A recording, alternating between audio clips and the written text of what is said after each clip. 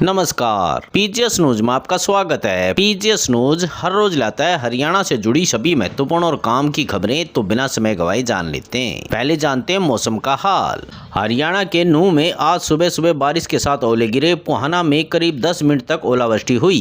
भिवानी, फरीदाबाद और पलवल में बूंदाबांदी हुई। गुरुग्राम, चरखी दादरी, नारनौल और झज्जर में बादल छाए हुए हैं। वहीं हिसार, जींद, पंचकुला, सिरसा, सोनीपत, पानीपत, करनाल, फतेहाबाद और कैथल में मौसम साफ है। कुरुक्षेत्र में देर रात बारिश हुई थी। अभी मौसम साफ है और धूप खिली है। मौसम विभाग ने पंचकुला, अंबाला, यमुनानगर, महेंद्रगढ़, रेवाड़ी, मेवात व पलवल में 25 से 50% बारिश की संभावना जताई है, जबकि अन्य जिलों में 25% तक बारिश का अनुमान है। मौसम वैज्ञानिकों का कहना है कि 7 मई तक गर्मी का प्रकोप कम रहेगा।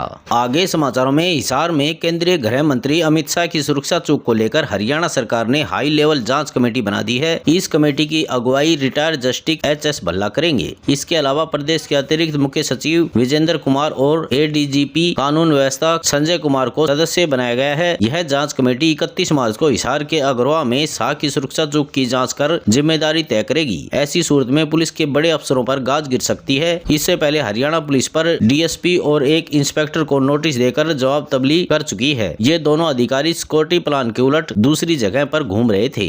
आगे समाचारों में, हरियाणा सरकार ने 3 दिन पहले रिटायर हुए चर्चित IAS अधिकारी अशोक खेमका को रिटायरमेंट के बाद बड़ी राहत दी है। प्रदेश सरकार ने उनके विरुद्ध पंचकुला थाने में दर्ज भ्रष्टाचार विरोधक अधिनियम की धारा में दर्ज FIR की जांच की अनुमति देने से इनकार कर दिया है। खेमका को इसका फायदा यह होगा कि अब उसके विरुद्ध FIR खुद ही समाप्त हो जाएगी। खेमका ने अपने विरुद्ध दर्ज FIR की प्रक्रिया में IAS अधिकारी संजीव वर्मा के विरुद्ध भी पंचकुला थाने में क्रॉस FIR दर्ज कराई थी। आगे समाचारों में, जम्मू कश्मीर के पहलगाम में 22 अप्रैल को हुए आतंकी हमले के बाद भारत पाकिस्तान के बीच आने जाने पर पाबंदी लग गई है। हालांकि पंजाब के गुरदासपुर स्थित करतारपुर कॉरिडोर में आने जाने पर रोक नहीं है। दोनों देशों की सरकार की ओर से इस यात्रा को कोई प्रतिबंध नहीं लगाया गया है। हालांकि आतंकी हमले का असर श्री करतारपुर साहिब गुरुद्वारे की यात्रा पर भी पड़ा है। बीते एक हफ्ते से श्री करतारपुर साहिब गुरुद्वारे जाने वाले श्रद्धालुओं की संख्या में 60% से ज्यादा की कमी आई है। आगे समाचारों में, पंजाब की तरफ से भाखड़ा नहर का पानी रोकने को लेकर हरियाणा सरकार सुप्रीम कोर्ट जाने का ऐलान कर चुकी है। इसके लिए दिल्ली में अधिकारियों ने ड्राफ्ट तैयार कराया जा रहा है। उम्मीद है कि आज याचिका दायर की जाएगी। वहीं मुख्यमंत्री नायब सिंह सैनी ने आज दोपहर 2 बजे चंडीगढ़ के हरियाणा निवास में ऑल पार्टी मीटिंग बुलाई है। भाखड़ा व्यास मैनेजमेंट बोर्ड ने शाम 5 बजे चंडीगढ़ में हरियाणा, पंजाब, हिमाचल और राजस्थान के अधिकारियों की मीटिंग बुलाई है। कल दिल्ली में भी मुख्य सचिवों के बीच मीटिंग हुई थी, लेकिन कोई हल नहीं निकला।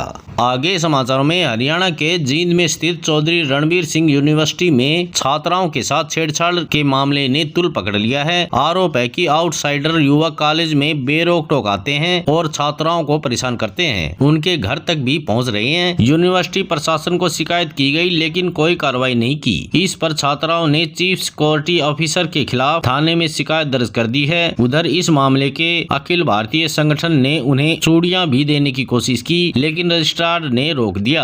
आगे समाचारों में, हरियाणा के गुरुग्राम में live in partner Pooja murder case में बड़ा खुलासा हुआ है। हत्या के आरोप में पकड़े गए मुश्ताक अहमद ने बताया कि उसने खुद को अजीत बताकर पूजा से फ्रेंडशिप की, फिर भरोसा दिलाने के लिए शादी का ड्रामा किया और लिव इन पार्टनर के तौर पर रहने लगा। उसने पुलिस को बताया कि जब उसने पूजा की हत्या की और गला काटा तो वह हाथ जोड़कर जान की भीख मांग रही थी। पुलिस जाँच में यह भी पता चला कि उसकी नजर पूजा के पैसों और उसकी बेटी पर भी थी। बता दें कि गुरुग्राम सपा सेंटर में काम करने वाली पूजा का मुश्ताक ने कत्ल कर दिया था। पूजा की धड़ उत्तराखंड में नेपाल बॉर्डर से मिली, लेकिन सिर अभी तक नहीं मिल पाया है। आगे समाचारों में, रेवाड़ी में नीट परीक्षा 4 मई को होगी। इसके लिए 12 परीक्षा केंद्र बनाए गए हैं। परीक्षा केंद्रों पर 4 मई को परीक्षा के दिन सुबह 11 बजे से 6:30 बजे तक भारतीय नागरिक सुरक्षा संहिता 2023 की धारा 163 लागू करने के आदेश जारी किए हैं। परीक्षा केंद्रों के 200 मीटर तक के दायरे में व्यक्तियों के आवागमन पर पूर्णतया प्रतिबंध रहेगा।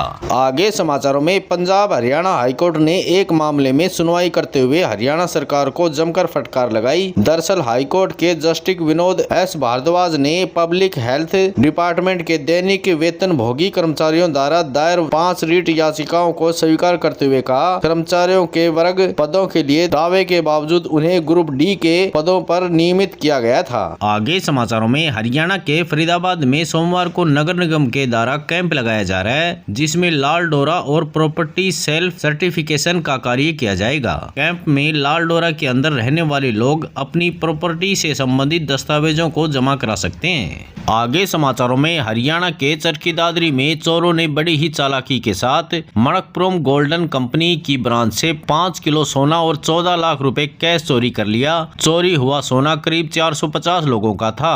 चोरों ने कंपनी के ऑफिस का मेन गेट का ताला तोड़ा। इसके बाद वह एक एक कर 5 दरवाजे पार कर तिजोरी तक पहुंच गए। खास बात यह है कि उनकी तिजोरी का लॉक न तोड़ा और न ही गैस कटर से काटा, बल्कि लॉक को किसी तरह खोल लिया। यही नहीं, तिजोरी में 700 ग्राम नकली सोना भी रखा था, जिस पर केस चल रहा था, लेकिन उसे चोर वहीं छोड़ गए। ऐसे में किसी जानकार व्यक्ति के चोरी के मामले में शामिल होने का शक जताया जा रहा है। आगे समाचारों में, हरियाणा के फरीदाबाद में सबसे बड़ी फलों और सब्जियों की मंडी रविवार को बंद रहेगी। हरियाणा के सीएम नायब श्रेणी मंडी के कवर शेड में जन आभार रैली के दौरान लोगों को संबोधित करेंगे, जिसको लेकर प्रशासन की तरफ से मंडी में तैयारियां की जा रही हैं। आगे समाचारों में, करनाल की अनाज मंडी में सरकारी गेहूं के कट्टों की सिलाई को लेकर बड़ा घोटाला सामने आया है। सरकार की ओर से पारदर्शिता के बड़े बड़े दावे किए जाते हैं, लेकिन जमीनी हकीकत कुछ और ही है। मंडी में आड़तियों ने सरकार से प्रति कट्टा सिलाई के लिए 2 रुपए 12 पैसे लिए, लेकिन मजदूरों को और ठेकेदारों को महज 1 रुपया प्रति कट्टा दिया गया। करनाल मंडी में अब तक करीब 26 लाख कट्टों की सिलाई हो चुकी है। ऐसे में लाखों रुपए का घोटाला सामने आया है, जिसमें बाकायदा मंडी प्रधान और आड़तियों की आपसी एडजस्टमेंट से पैसा डकार लिया गया। आज समाचारों में बस इतना ही। कल मिलते हैं और नई खबरों के साथ। तब तक के लिए नमस्कार।